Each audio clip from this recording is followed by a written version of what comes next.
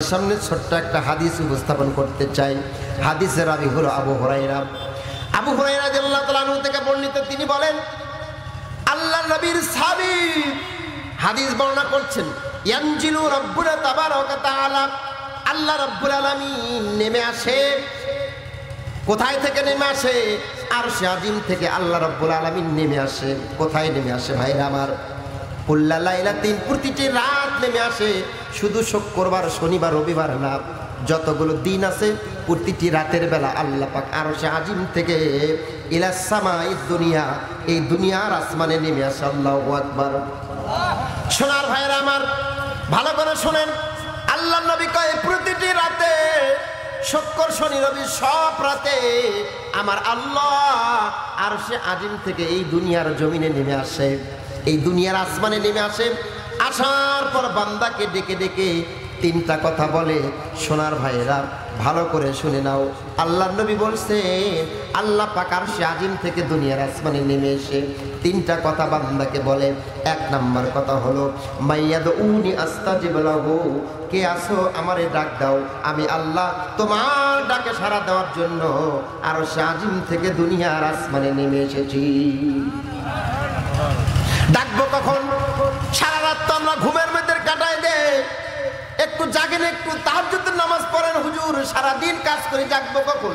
এই জন্য মুসলমান ভাইরা রে, রাতের একটা অংশ জীবনের গুনাহগুলোকে মাফ করে নেওয়ার জন্য তাহাজ্জুদের নামাজের ব্যবস্থা করতে হবে, তাহাজ্জুদের নামাজের নিয়ম করতে হবে, আল্লাহকে ডাকতে হবে, কোরআন ইবাদত করতে হবে।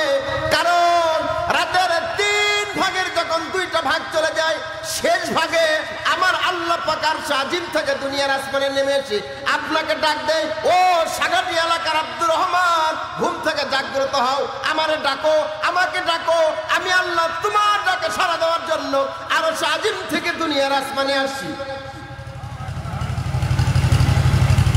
এক নম্বর কথা হলো আল্লাহ তোমাকে ডাকে, ডেকে ডেকে বলে বান্দা আমাকে ডাক দাও, আমাকে ডাক দাও, আমি আল্লাহ তোমার ডাকে সাড়া দিব। মুসলমান ভাইরা রে, 2 নম্বর কত চমৎকার কথা একটা আল্লাহ পাক বলছেন নবীর মাধ্যমে, ওয়ামাইয়াস আলুনি ফাউতিয়া লাহু। আমার নবী কয় পৃথিবীর মানুষ আল্লাহ আসমান থেকে নেমে এসে দুনিয়ার আসমানে এসে তোমাদের 2 নম্বর যে পুরস্কারের কথা বলছেন, পুরস্কারটা হলো মাইয়াস আলুনি ফাউতিয়া লাহু, কে আসো, কার কোন প্রয়োজন আমার কাছে চাও। আল্লাহ কয় তোমার কি প্রয়োজন আমার কাছে চাও। তোমার কাপড়ের প্রয়োজন, তোমার খাবারের প্রয়োজন, তোমার পোশাকের প্রয়োজন, তোমার ওষুধের প্রয়োজন, এই দুনিয়ার কোন প্রয়োজন তোমার আছে, আমি আল্লাহ তোমার প্রয়োজন মিটানোর জন্য আরশে আজিম থেকে দুনিয়ার আসমানে নেমে আসি। সুবহানাল্লাহ। আল্লাহ রাসূল বলছেন মাইয়াস আলুনি ফাউতিয়া লাহু, কে আছো আমারে ডাক দাও, আমার কাছে চাও, আমি আল্লাহ তাকে দিয়ে দেব। সুবহানাল্লাহ। সম্মানিত ভাইরা আমার, এবার 3 নম্বর একটা চমৎকার একটা পুরস্কারের কথা আমাকে তোমাকে বলে। নবীজি বলছেন ওয়া মাইয়াস্তাগফিরুনি ফাআগফির লাহু, কে আছো, কে আছো আমার কাছে ক্ষমা চাও, আমার কাছে ক্ষমা চাও। আল্লাহ পাক বলে বান্দা তোমার জীবনের গুনাহগুলোকে ক্ষমা করে দেওয়ার জন্য আমি আল্লাহ পাক আরশে আজিম থেকে দুনিয়ার আসমানে নেমে আসি। এই হাদিসটা আপনাকে আমাকে প্রমাণ করছে রাতের বেলা আল্লাহ পাক রব্বুল আলামিন বান্দাদের জীবনের গুনাহগুলোকে মাফ করে দেয়। সুতরাং আমরা সারা রাত ঘুমের ভিতর কাটিয়ে দিব না, আমরা চেষ্টা করব তাহাজ্জুদের নামাজের মাধ্যম দিয়ে আমাদের জীবনের গুনাহগুলোকে ক্ষমা করে নেওয়ার জন্য আল্লাহর কাছে চাইব। সকলে বলি ইনশাআল্লাহ। আজকের 1 নম্বর পয়েন্ট কি গেল বলেন তো? আমাদের জীবনের যত চাওয়া আছে ক্ষমা নেওয়ার বিষয়, আমরা সেগুলো চাবো কার কাছে? আল্লাহ। এই যে এখানে বসেছি, এটা কি রাত না? এই রাতের ডাকগুলোকে আমার আল্লাহকে শুনবে না? অবশ্যই শুনবে। আল্লাহ পাক আমাদের কথাগুলোকে কবুল করুক। সকলে বলেন আমিন। সম্মানিত ভাইরা আমার, ভালো করে মনে রাখবেন, ছোট্ট একটা কথা বলে যাই, এই যে আল্লাহকে ডাকতে বলতেছি জীবনের গুনাহ ক্ষমা করে নেওয়ার জন্য বলছি, কেন? আল্লাহর রহমত ছাড়া কখনো সম্ভব? সোনার ভাইরা, মারাত্মক একটা হাদিস শোনেন, কি কঠিন একটা কথা বলছেন নবীজি বলছেন। হাদিসখানা জাবের থেকে বর্ণিত, তিনি বলেন আল্লাহর নবী বলেছেন লা ইদখিলু আহাদাম মিনকুম আমালুন, আল্লাহর কোন বান্দা আমল দিয়ে জান্নাতে যেতে পারবে? কি বলছেন? কোন বান্দা আমল দিয়ে জান্নাতে যেতে পারবে? ওয়ালা ইউজিরুহু মিনান নার, জাহান্নাম থেকে বাঁচতে পারবে না। ওয়ালা আনা, নবী কয় তোমরা মানে আমি আল্লাহ রাসূলও পাবো না, আমল দিয়ে জান্নাত পাবো না। তাহলে কি দিয়ে যাবেন? আল্লাহ নবী কয় ইল্লা রাহমাতাল্লাহ, আল্লাহ রহমত ছাড়া জান্নাতে যাওয়া সম্ভব। কথা বল না কেন? আল্লাহ রহমত ছাড়া জান্নাত পাওয়া সম্ভব। এবার প্রশ্ন হলো সেই রহমতটা কোথায়? আল্লাহ পাক সেই কথা কোরআনে মধ্যে বলছেন, ইন্না রাহমাতাল্লাহি করিবুম মিনাল মুহসিনিন।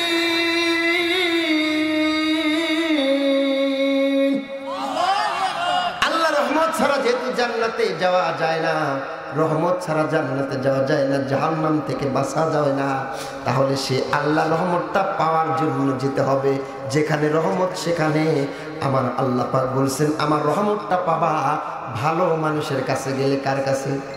কথা বল না। ভোটের আগে ওয়াদা দেয়, ভোটের পরে নেই ওরা ভালো মানুষ।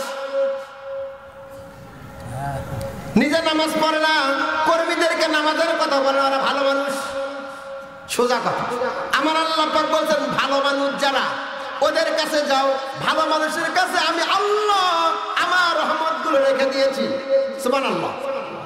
এই যে আসছে ভালো কাজ, এখানে অবশ্যই রহমত আছে, আছে না নাই? সোনার ভাইরা, এই জন্য আজকে আমরা আপনাদেরকে ওপেনলি দাওয়াত দিতে চাই। আপনার বয়স 60-70 বছর, 50 বছর থেকে আপনি ভোট দিচ্ছেন, সিল মারতেছেন, এখনো যদি বাঁচতে চান খাঁটি একটা তওবা করে একটা বার আল্লাহর জমিনে আল্লাহর দিন যারা কায়েম করতে চায় তাদেরকে একটা বার ভোট দেন। পারবেন? কারা কারা পারবেন? দুহাত তুলে একটা বার আল্লাহকে দেখায় দাও। লিল্লাহে তাকবীর। এখনো কিন্তু মানুষের চুলকানি আছে, হক কথা শুনতে চায় না। কারণ আমরা বুঝি ভাই, এই 16টি বছর আমরা যত জায়গায় গেছি আমাদের কানে কানে একটা কথাই বলে দেওয়া হয়েছে, হুজুর দেখে শুনে কথা বলবেন, উপরের চাপ আছে। কার চাপ? চাপ কেটে দিছে? না না, আজরাইল মারছে আর আল্লাহ সে মারছে চাপ।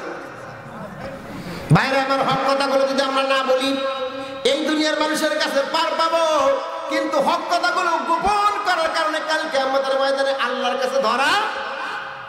এই দুনিয়ার বিপদ হলে এই বিপদ থেকে বাঁচা যায়, কিন্তু আল্লাহর কাছে যদি বিপদ হয়, বলেন তো সেই বিপদ থেকে কি মুক্তি পাওয়ারও কোনো সম্ভাবনা? কথা কর না কেন? ভোটের রাতে 1000 টাকা নেবেন, সিল মারবেন, ইমানটাকে বিক্রি করে দেবেন 5 বছরের জন্য, ঠিক কিনা? এমন চোরক, এমন গুন্ডা ভোট মারছেন যে এই গুন্ডা মানুষের জীবন নিয়ে সিনিমিনি খেলেছে, 1400 মানুষকে হত্যা করে ফেলেছে। আজকে তারা আবার স্লোগান দিতে চায়, আমাদের বাংলাদেশে ফিরতে চায়। আসো, ফেরো না কেন? সাগাটিয়া মানুষ তো চাচ্ছে তুমি আসো। সাগাটিয়ার মানুষ চাচ্ছে কিনা জানি না, তবে রংপুরের আবু সাইদের মা চাচ্ছে যে ম্যাডাম আপনি আসেন, তোমার চামড়া দিয়ে আমরা ডুবডুবি বাজাবো। কথা বলেন না কেন? সোনার ভাইয়ের আমার, দুঃখ লাগে, কষ্ট লাগে। 92% মুসলিম দেশে আমরা কোরআনের হক কথাগুলো বলতে পারি নাই, খালি বাধা, মাইক কেড়ে নিস। আজকে দেখছি মাইক ছেড়ে নেন। কোন বাবার বেটা আসেন, নেন মাইক। আজকে সাইদি সাহেবের কথা বড্ড মনে পড়ে যায়। সময় আসবে এখন তোমাদের নাকের ডগার সামনে দিয়ে কোরআনের রাজ কায়েম হবে, তোমরা কিচ্ছুই বলতে পারবা না। নমুনা শুরু হয়েছে ইনশাআল্লাহ, আলহামদুলিল্লাহ বলেন। ভাইরা আমার, আল্লাহর কোরআন থেকে প্রমাণ নিয়ে যান। একটা কথা মনে রাখবেন, যেই জমিনে রক্ত ধরবে মনে রাখবেন সেই জমিনটা একবার আল্লাহর কোরআনের জন্য রাজ কায়েম হবে। সাগাটিয়ার মানুষ আমি জানি, খুব ভালো মানুষ, এই এলাকার মানুষ, ইসলামী আন্দোলনের জন্য বড়ই উর্বর। আল্লাহ পাক আপনাদেরকে ইসলামের সৈনিক হিসেবে কবুল করুন, খাব্বাবের মতন কবুল করুন, খুবাইবের মতো আল্লাহ পাক আপনাদেরকে কবুল করুন। সকলে বলে আমিন।